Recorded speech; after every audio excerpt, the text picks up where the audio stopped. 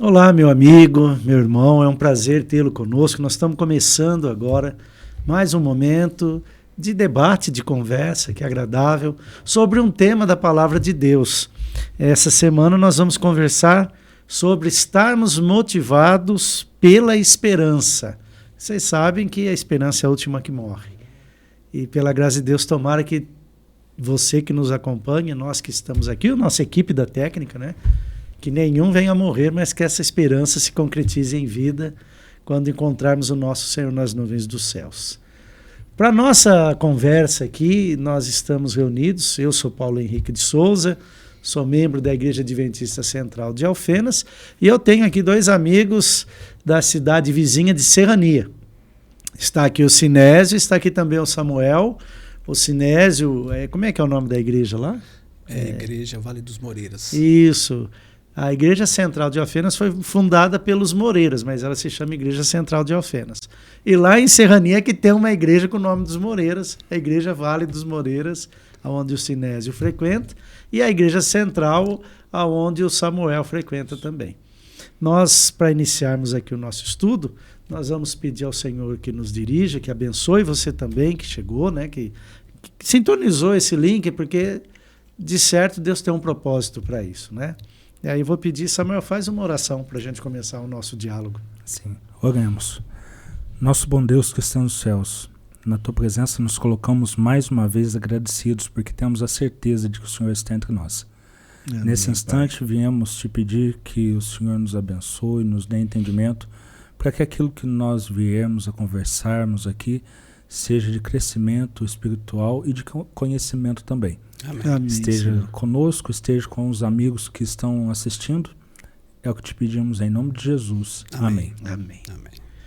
Pois bem, motivados pela esperança. Eu já vi muito termo assim, motivados pela palavra. Mas a esperança também veio pelo estudo da palavra, né? A Bíblia diz que a fé vem pelo ouvir e ouvir a palavra de Deus, né?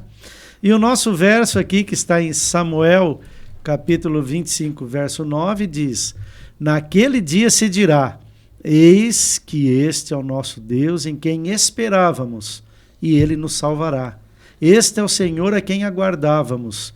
Na sua salvação exultaremos e nos alegraremos. Ou seja, né? Essa é a esperança. Qual que é a esperança? É que um dia tudo isso vai passar. É que um dia aquela promessa que um dia nós tivemos conhecimento vai ser cumprida e, pela graça de Deus, estaremos participando dela. O mais importante é isso. Senão, tem aquela frase triste também no Velho Testamento, que diz: passou-se a cega, findou-se o verão e nós não estamos salvos. A esperança não tem sentido se não é para que eu participe disso. Não é verdade? E eu fico pensando nos dias em que vivemos, a apreensão que nós sentimos no coração quando nós vemos pessoas que não demonstram interesse em conhecer dessa esperança, ou, como a gente às vezes conversa, né, que abandonam esse caminho e desanimam dessa caminhada, né?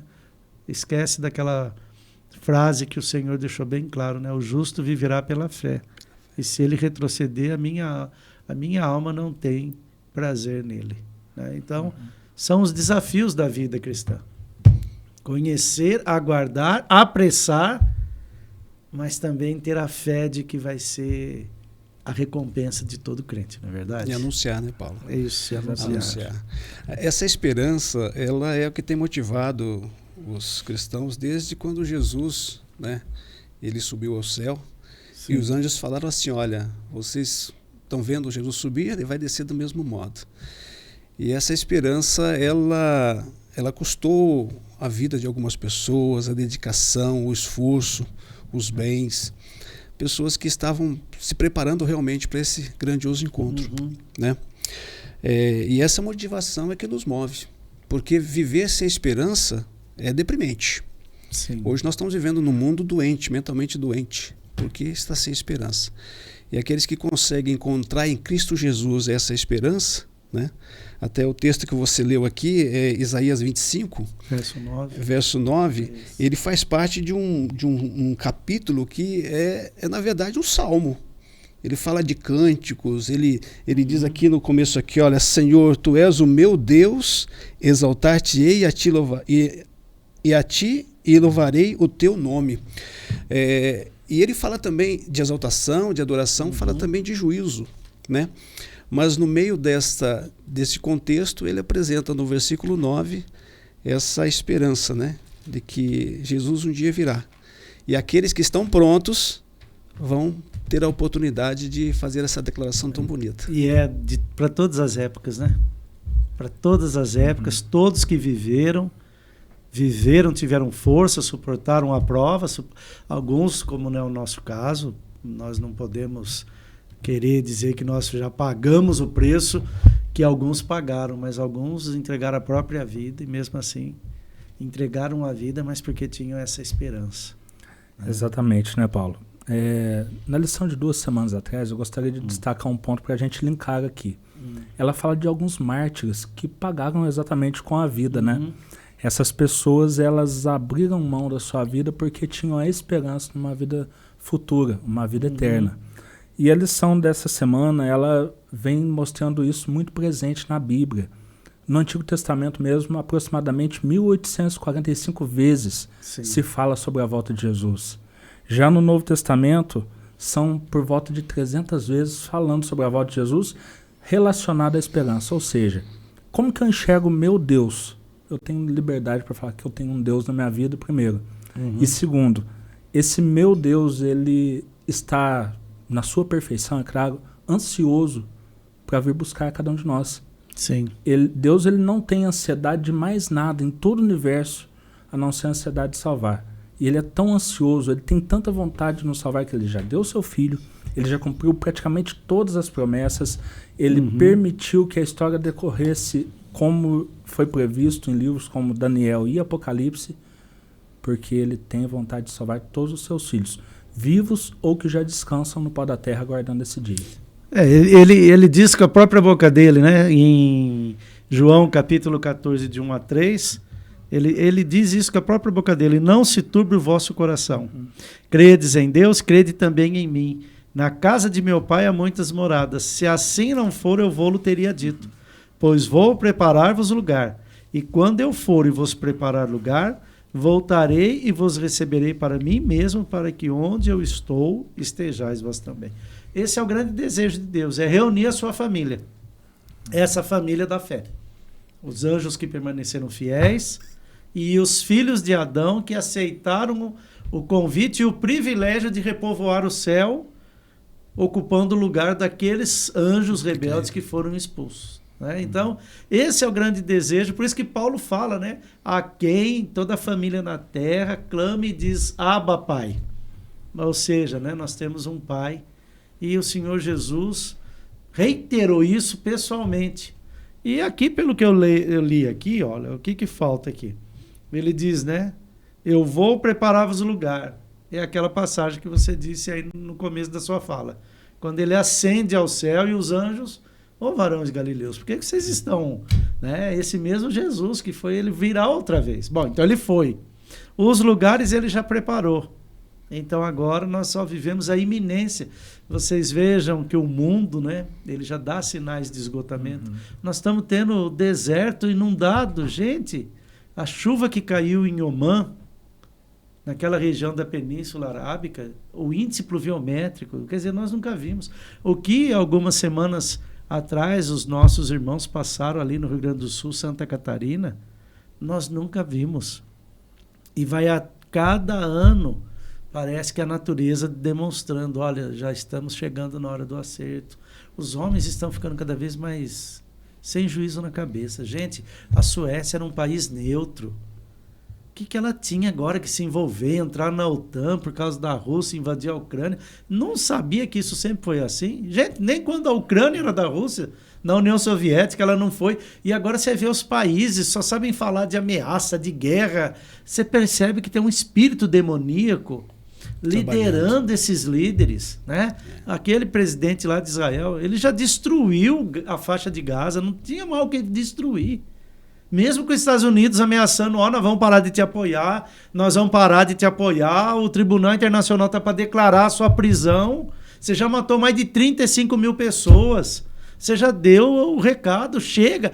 Mas parece que a avidez pela violência, pela forma de dizer eu sou forte, agora é do meu jeito, parece que vai tomando conta da governança. E se os líderes não são mais equilibrados, o que dirá do mundo, né? E Jesus, ele havia dito que tudo isso aconteceria, né? Sim. Esses sinais. Agora, Paulo, nós temos que saber enxergar esses sinais. Nos últimos encontros do estudo dessa lição, nós temos falado sobre mártires que conseguiram ver isso. Sim. E eles estavam dispostos a viver por isso que eles aprenderam na palavra de Deus e também a morrer. E mesmo que muitos morreram, né? Muitos morreram aí no decorrer da história. Mas Jesus, ele disse que esses sinais ocorreriam e como você bem citou aí, João 14, é ele mesmo fazendo a promessa. Eu vou. Ele não mandou ninguém dar o recado, não. Olha, isso aqui eu vou dizer para vocês. Ele mesmo mostrando. E essa promessa, ela nos motiva. Por que razão? Diante de todas essas catástrofes naturais, políticas, as guerras e um monte de coisas que têm acontecido, as questões comportamentais, sociais, a gente percebe que a esperança ela é motivada por algumas coisas que nós realmente aguardamos. Nós tínhamos lido o primeiro texto, 25, versículo 9, mas o 8, ele fala o seguinte, o versículo 8 do capítulo 25 de Isaías diz assim, ó, tragará a morte para sempre, e assim enxugará o Senhor Deus as lágrimas de todos os nossos rostos, e tirará de toda a terra o opróbrio do seu povo, porque o Senhor o falou. Essa é a esperança. Nós já estamos cansados disso, né? É assustador, mas isso sempre foi acontecendo na história humana. Guerras sempre houveram, catástrofes naturais sempre houveram, fome, pestilência e tudo mais, mas a intensidade ela tem sido grande. Tá? Você imaginar que Jesus fala assim, olha, eu vou enxugar dos seus olhos toda lágrima. Há mais ou menos em torno de 250 mil pessoas morrem todos os dias no mundo. Todos os dias. Você imagina, então, que são famílias... Nós não temos uma cidade no sul de Minas desse tamanho. 250 mil pessoas. Mais do que Poços de Caldas. Mais do que Poços de Caldas. Poços de Caldas desaparece. E meio, Poços de Caldas e meio, todos os dias. Então, nós pensamos quantas lágrimas rolam por conta de pessoas que se foram, e sem contarmos por outras situações, né? Por abusos físicos, emocionais, por outros problemas que a pessoa enfrenta na sua vida. Então, estarmos cansados disso nos deve levar a pensar assim, olha, se eu tiver essa esperança da volta de Jesus no meu coração, primeiro eu vou ter a alegria de conviver com Jesus eternamente, mas ele ainda complementa essa alegria com a promessa, a morte, não mais lágrima, não mais dor, não mais tristeza. Aliás, né, é um ponto que a cristandade precisa ter claro isso. Gente, o inimigo já foi derrotado, o pecado já foi derrotado. Você não precisa fazer nada para ser salvo. O Senhor Jesus já fez tudo. O que nós fazemos, muitas vezes, é para nos perdermos. Quando nós não aceitamos esse amor e esse sacrifício. Mas fazer alguma coisa para ser salvo, não. Agora eu só preciso me entregar nas mãos de Deus. Ele já fez tudo. Aceitar. Agora, o único inimigo que falta e que vai ser derrotado na volta do Senhor Jesus é a morte. Porque, infelizmente, nós estamos... A palavra diz, né? Não há justo nem sequer um, porque todos pecaram e destituídos estão da graça de Deus. E o salário do pecado, então, infelizmente, é a morte. Mesmo que seja esse primeiro sono, a esse nós estamos sujeitos. E a nossa esperança é pensar isso, né? Olha, nós vamos ter uma existência que não vai mais ter essa visita inconveniente. Aliás, ela era tão inconveniente que vocês sabem. Eu acho que infelizmente os cristãos cometeram um equívoco que eles não se perceberam. Era proibido ao sacerdote adentrar o espaço sagrado se ele tivesse tocado no morto, porque Deus é o Deus da vida. Nós, como os cristãos, né, algumas igrejas começaram a fazer túmulos dentro da igreja, e essa nunca foi a vontade de Deus. Fazer o sepultamento de alguém dentro da igreja. Quando era rico, né, sepultava lá na frente da igreja, ficava enterrado lá. Tem igreja que tem um monte de caveira de seres humanos que morreram. E Deus sempre quis que nunca essa figura estivesse relacionada ao lugar sagrado de adoração. Por quê? Porque ele queria que nós sempre lembrássemos, ele é o Deus da vida. Na presença dele não tem morte. A morte é uma fatalidade a que nós estamos sujeitos, mas que no céu estará banida para toda a eternidade. Esse é o ponto. Sim. Tem um verso bíblico que diz algo muito bonito, que é o quê? Jesus disse, eu vim para que tenham vida. E vida como? Em abundância, muita vida. Não é doente, não é galejando, titubeando, né? E vida em abundância ninguém tem. Não. Eu vivi uma experiência um tempo atrás, aproximadamente 3 anos, da doação de um órgão para o meu irmão. É uma experiência fantástica para quem passa doando. Mas por que foi necessário? Porque ele não tinha vida nem o necessário para viver sem depender de uma máquina. O que Jesus quer não é que a gente reparta órgãos, não é que a gente fique nessa de vamos remediando aqui, o mundo não está bom. Não, o mundo não está bom. E ele quer justamente o contrário disso. Ele quer vencer a morte, como foi bem citado aqui.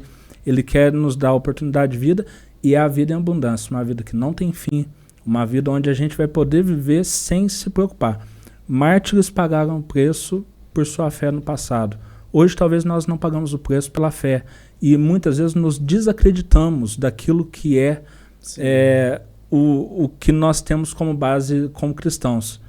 Mas o que Jesus ele espera de nós, e ele lutou para que nós possamos vencer muitas vezes o nosso ego, para com isso, a partir do momento que ele vencer a morte, a gente possa viver a vida em abundância. Aliás, a palavra diz, né, que o fogo do inferno foi feito para o diabo e seus anjos. Não foi feito para os filhos de Adão. Acontece que ele vai queimar o pecado. E o filho de Adão que fica grudado no pecado vai queimar porque está grudado no pecado. A função daquele fogo era queimar o pecado, não o filho de Adão. Mas o filho de Adão gostou tanto e grudou tanto naquele pecado que aí vai queimar. Isso nos faz compreender, Paulo, porque se todos esses acontecimentos fazem parte do retorno de Cristo, porque ele disse, antes que viesse o Filho do Homem, isso ia acontecer, por que nós não estamos nos preparando da maneira correta? A má compreensão da vontade de Deus, né? O povo de Deus no passado, os cristãos, eles aguardavam a volta de Jesus nos seus dias, certo? Eles aguardavam, tanto que isso também foi um problema para eles naqueles dias, porque ao acharem que Jesus estava voltando logo, em pouco tempo, começaram a desfazer dos bens, alguns meio sem regras, as coisas foram tendo dificuldades. Os próprios discípulos tiveram até que depois de escolher os diáconos, porque eles não estavam dando conta de administrar, e a igreja já estava crescendo. Então, assim, muitos não compreenderam, tanto que Paulo teve que fala, gente, os mortos em Cristo vão ressuscitar, mas isso não vai acontecer antes que venha o quê? O anticristo, o abominável da desolação. Há coisas para acontecer. Então, mas qual o problema? É a má compreensão. Os discípulos fugiram, né, quando Jesus morreu, porque não compreenderam que Jesus estava determinado a morrer pelo Salvador. Vindo para pagar o preço, né? E hoje as pessoas estão esperando. Há muitas ideias, muitas filosofias, muitas teorias sendo apresentadas a respeito da volta de Cristo.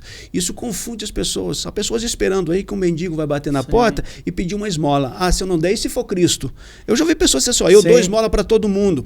Por quê? É uma má compreensão da verdade bíblica. Tá? E isso vem acompanhando a história cristã. A Bíblia já explicou que haveria esse tipo de equívoco, né? Por isso que lá no Apocalipse teve até aquela fala que foi dita a João, né? Tem aquele livrinho, come ele vai ser doce na sua boca e amargo no seu estômago, né? Por quê? Porque ainda importa que profetizes a outros povos, nações, línguas dessa palavra. Veja, nós conhecemos a história do movimento do Advento. Talvez você que nos acompanha não saiba, né? A Igreja Adventista ela vai surgir justamente quando vários cristãos de várias denominações batistas, congregacionalistas, presbiterianos, metodistas, enfim, de todas elas, né? Eles ao lerem uma profecia de Daniel, até 2.300 tardes e manhãs e o santuário será purificado, eles interpretaram, né? Eles tinham ali um grande orador, Guilherme Miller, que esse santuário era a terra. Porque a terra ia ser, então, santificada. E aí eles entenderam, desde quando começa esse período profético, eles chegam no dia 22 de outubro de 1844. E aconteceu isso com eles, né? Esses cristãos todos estavam, uma boa parte deles, esperando a volta do Senhor Jesus. E aí, como o Senhor Jesus não veio naquele dia, muitos, inclusive, se desligaram, né? E depois a liderança de cada igreja chamou aqueles irmãos e falou: ou vocês param com esse negócio de volta de Jesus, ou vocês vão ser excluídos. E aí esses que continuaram estudando a Bíblia entenderam: não, essa profecia está dizendo algo maior até. Né? Que há um ministério, há um processo jurídico em andamento, onde todo caso está sendo analisado com a devida parcimônia no céu. E aí sim é que virá o juízo. E por serem expulsos dessas denominações, é que eles, como tinham em comum aquele momento, aquela expectativa, né? Não, o Senhor Jesus está voltando, o Senhor Jesus está voltando. Eles se uniram, ficaram conhecidos como, esse povo aí pega o advento. É a volta de Jesus. E aí, então, eles ficaram unidos e foi aonde eles estabeleceram, entenderam a profecia, que seria doce essa mensagem, Jesus está voltando. Mas foi amargo porque eles não têm entendido bem o que era. E eles ainda tinham que ensinar os povos, né? Sim. E você vê a sinceridade, porque apesar deles não ter tido a compreensão completa, certo? As datas estavam certas. Estavam. Eles só compreenderam o evento, né? Só o evento que eles não tinham entendido. Eles não entenderam o evento. Na época dos discípulos, Jesus viria, eles sabiam disso. Sim. Só que eles não entenderam que Jesus veio estabelecer um reino de graça, não um reino de glória, certo? De domínio sobre os romanos, de libertação, sim, um reino humano, terrestre. Humano, né?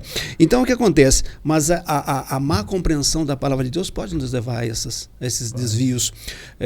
Eu vejo como Deus pode usar pessoas que buscam a compreensão da sua palavra. Quando Jesus nasceu, a Bíblia fala a história daqueles magos que vieram do Oriente, filósofos, estudiosos Sim. que vieram do Oriente. Eles estudaram, certamente deve ter estudado também aquela profecia lá de Balaão, que disse lá, de Israel surgirá uma estrela, certo? Estrela procederá de Jacó. Então, nós não sabemos até que ponto talvez eles tivessem tido contato com os escritos de Daniel também, né? Sim. Mas eles conseguiram compreender. Então, quando há uma busca sincera do conhecimento da verdade bíblica, Deus dirige. E Deus os dirigiu exatamente aonde os líderes religiosos não conseguiram chegar. Mas quando eles foram apertados, falaram assim, não, Jesus vai nascer, o Messias vai nascer lá em Belém, certo? Mas mesmo assim não foi o suficiente para eles buscarem o Messias, né? Então é necessário essa busca. Com muitas informações. Isso. Até, por exemplo, no ministério dele, quando João olha e fala, eis o Cordeiro de Deus que tira o pecado do mundo. E nem os discípulos entenderam que seria assim. Exatamente. Então, por isso que houve esse equívoco, né? Mas veja, o Espírito usou esse momento para depurar verdadeiramente quem estava pronto para receber uma luz maior, para entender o que ocorre no santuário celestial, para entender todo o processo que tem que ocorrer na terra de esclarecimento. Porque no final, as pessoas vão ter tomado uma decisão. E Deus só é justo se Ele permitiu que cada um decidisse. E naquele momento, eles ainda não estavam prontos para tomar uma decisão enquanto um processo de evento coletivo. Óbvio, todo mundo é julgado à luz daquilo que conhece. Né? Tem muitas pessoas que estão, 250 mil pessoas aí, então, né, descansando. Não tem cidade no sul de Minas igual. E nós vamos afirmar categoricamente que cada um deles conheceu a Bíblia exatamente e profundamente? Não. Mas e como que Deus vai julgar? No caso individual, com base no quê? Naquele conhecimento e naquilo que ele foi fiel. Mas quando eventos acontecerem, tendo por palco o planeta Terra, os governos, as nações articuladas, as religiões unidas, né? Aí sim, aí a justiça implica em permitir que todos tenham conhecimento. E ele estava depurando um povo para que agora fosse o portador dessa luz, para que levasse à terra esse entendimento. Gente, olha, a vontade de Deus é essa. Os mandamentos de Deus não caíram por terra. Seu corpo é templo do Espírito Santo. Entenda, nós temos que ter um compromisso para que cada pessoa escolha o que vai fazer. Essa é a importância desse contexto da profecia das 2.300 tardes e manhãs, que se você que nos acompanha, né, às vezes você não sabe o que é isso, entra em contato pelo canal, veja e manda uma mensagem. Nós temos um prazer de estudar com você as profecias de Daniel e do Apocalipse. Porque porque isso é fundamental, porque traz luz nos dias que nós vivemos. Daniel 8,14 fala sobre isso, né? E dentro dessa profecia, Paulo, a gente vê que Deus separou um tempo exclusivo para o povo de Israel. Sim. Tá? E eles tinham conhecimento disso. Sabia. Tá? O próprio Jesus disse, olha, ainda há tempo. E quando Jesus deu a ordem para pregar, falou assim, vocês não vão pregar fora, não, vocês têm que pregar aqui, dentro da casa de Israel, entendeu? Dentro do povo de Israel. Tiveram a chance, e esse tempo começa e termina, certo? Mas é o tempo de misericórdia que Deus estendeu ao seu povo. Porque, assim, individualmente, todo judeu pode ser salvo. Sim. Mas coletivamente, já se encerrou a história de Israel. Há um equívoco hoje na cristandade de achar que o Israel de hoje é um elemento que compõe, ou uma variável que compõe o quadro geral do tempo do fim. Não, Israel não entra mais na profecia. Já encerrou a história de Israel. Agora quem entra na profecia é o Israel espiritual, a igreja. É a igreja agora que marcha, né? Portanto que essa profecia disse o quê? 70 semanas estão determinadas sobre o teu povo. E o estudioso da palavra que lê essa profecia vê que ela se inicia quando? Quando o rei Artaxerxes dá ordem para a reedificação. Né? Como disse lá, sabe e entende, desde a ordem para a reedificação de Jerusalém, 70 semanas estão determinadas sobre o seu povo. Você aplica o princípio dia-ano da profecia, você tem 490 anos, que vão se cumprir justamente no ano 70, quando o general Tito invade Jerusalém, destrói, ali encerra-se o ciclo da história do povo de Deus enquanto uma nação, um segmento secular. Mas não desaparece a presença do povo de Deus enquanto um reino espiritual. Né? Aí fica a igreja, que vai ser perseguida no Coliseu Romano, vai ser perseguida em tantos outros momentos da história, mas com o sangue derramado, produz muito mais conversões e vida. O primeiro martírio do cristianismo foi com Estevão, né, no ano 34, né? Uma coisa que é importante a gente destacar aqui, já que estamos falando aí da profecia das 2.300 tardes e manhãs, é que tudo já se cumpriu. Aquele período passou. E não pasme você do que eu vou dizer agora. Nós, o continente americano, fomos a válvula de escape ao final daquele período para que a mensagem se propagasse novamente. Fosse preservado. Exatamente, o preservado quando parecia que não tinha mais solução. Quando na Europa o inimigo conseguiu, né? Então Deus deixou um escape para o seu povo, foi para a América que os protestantes vieram. Sim, e isso trouxe boas consequências porque a palavra foi amplamente divulgada, estudiosos, e destacamos aqui já, eu gostaria até de tocar no assunto sobre Guilherme Miller, homem fantástico, que levou muito a sério aquele termo que diz sola escritura, que na verdade é somente a escritura, nada mais ou nada menos que a escritura. E essa era a base de homens como ele conseguirem guiar o seu povo na sua época, mesmo não tendo a luz que nós temos hoje. Ele conseguia guiar por quê? Porque ele ficava preso à Bíblia, à comunhão com Deus. E isso me chama a atenção para os dias de hoje. Passou-se o período das 2.300 tardes e manhãs, muita perseguição, muita coisa aconteceu e sempre havia um remanescente que buscava continuar esse processo. E hoje que nós temos toda a liberdade de estudar a palavra de Deus, o que nós fazemos?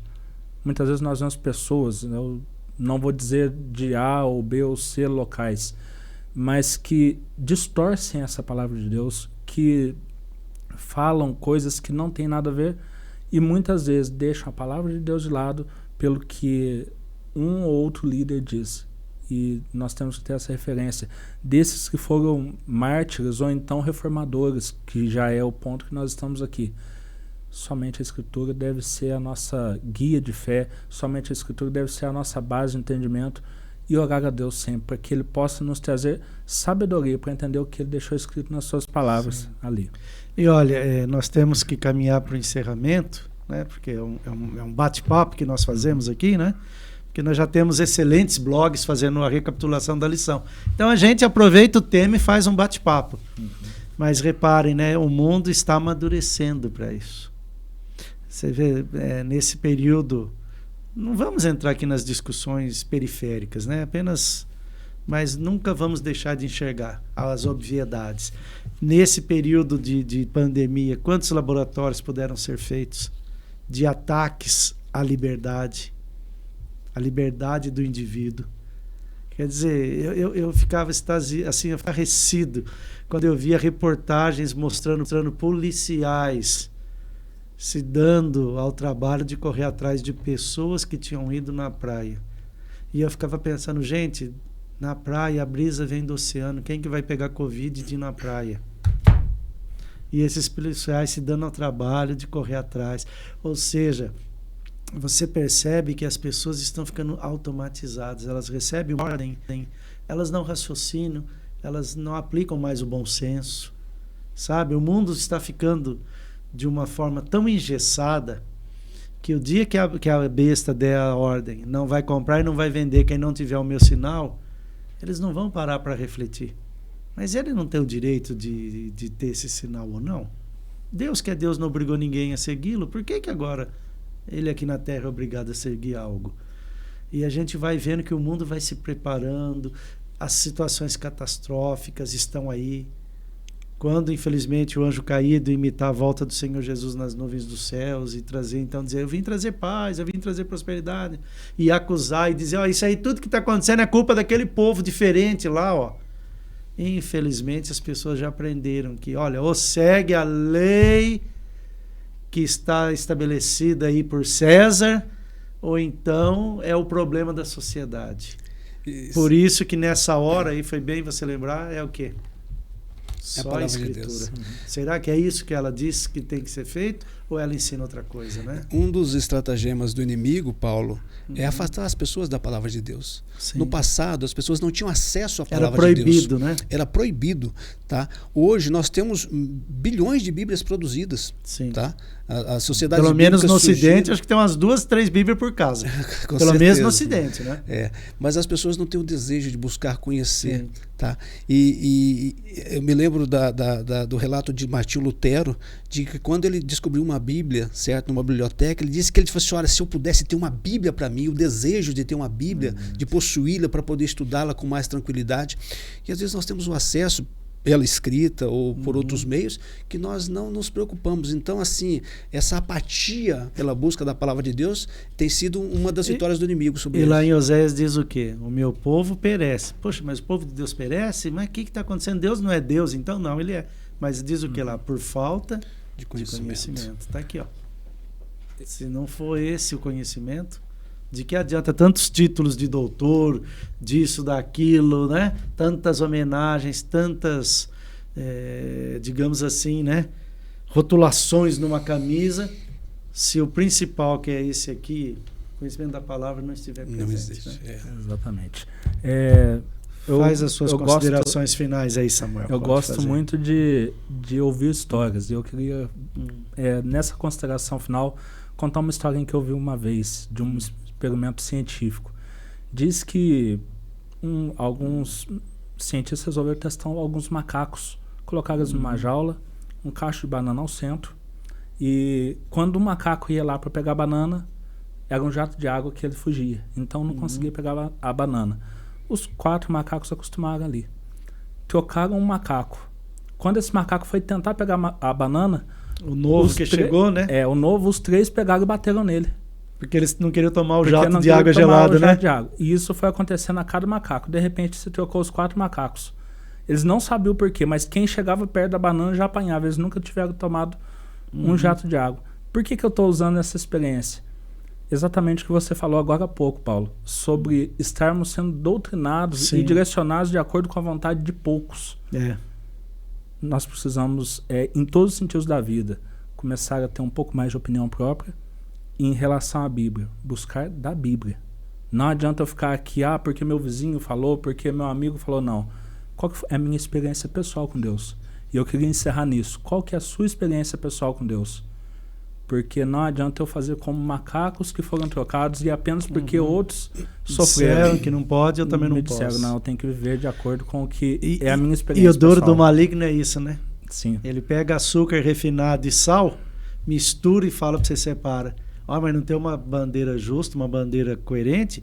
Gente, nós vamos determinar essa quarentena, nós vamos determinar isso, mas é para o bem de todos, para a doença não esparramar. Não é e aí, como é que você faz, né? Só que aproveitando uma boa causa, ele já foi encurtindo assim, ó, mas nós não vamos debater com vocês as leis. Vai vir de cima para baixo. Ó, é proibido isso, é proibido aquilo outro, e quem não aceita é que está errado, quando isso poderia ter sido construído num debate. Hoje nós temos internet, meu pai. Hoje nós temos aí redes sociais. Se quiser debater, o Big Brother não decide quem é o ganhador através das redes sociais, o pessoal vai lá e vota. Como é que consegue decidir quem é o ganhador do Big Brother, quem é isso, quem é aquilo?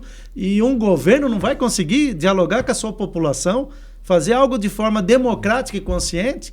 Não, mas aí com a justificativa de que nós estamos fazendo isso para o bem maior, então nós podemos ensiná-los a aceitar que quem manda somos nós e eles obedecem. E é o prato especial que o inimigo prepara para que quando aquele poder que nós chamamos de besta, de anticristo, né, enfim, se estabelecer e ditar as regras da humanidade. E né? isso abre um precedente do seguinte, quando a gente vê tudo isso acontecendo, até que ponto minha vida pode ser dominada por outra pessoa?